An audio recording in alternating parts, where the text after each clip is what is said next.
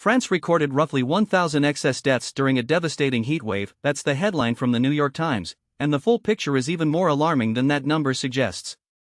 According to Santé Publique France, the country's national public health agency, those deaths occurred over just 4 days, Wednesday through Saturday of last week, as temperatures climbed to the highest levels ever recorded in the country.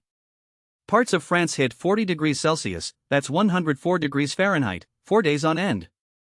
Now, excess deaths means deaths above and beyond what you'd normally expect.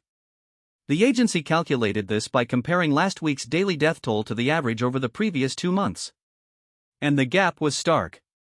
85% of those who died were aged 65 or older, but officials were clear that increases were seen across every age group. Where people were dying is just as significant as how many. Deaths rose in hospitals and nursing homes, but health officials flagged a particularly sharp increase in deaths at home, especially in the Paris region. The head of France's National Funeral Federation told the newspaper Le Figaro that the city's only 2 mortuaries within city limits had been at full capacity for days.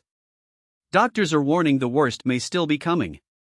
Dr. Agnes Ricard-Heiben, a spokeswoman for France's emergency units, explained it this way: the human body can adapt to heat for a while, but eventually that capacity is exceeded, and organ failure follows.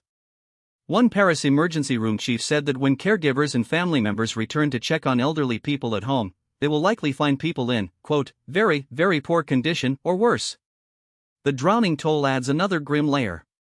As people sought relief in rivers and waterways, France's interior minister reported 74 drowning deaths since June 18 alone.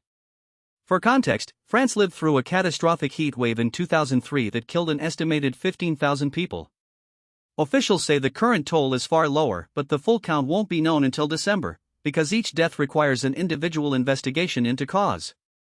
At the global level, the World Health Organization's Director General said more than 1,300 excess deaths linked to high temperatures had been recorded across Europe since June 21, calling heat stress the silent killer and noting that European homes, workplaces, and schools simply were not built for temperatures like these.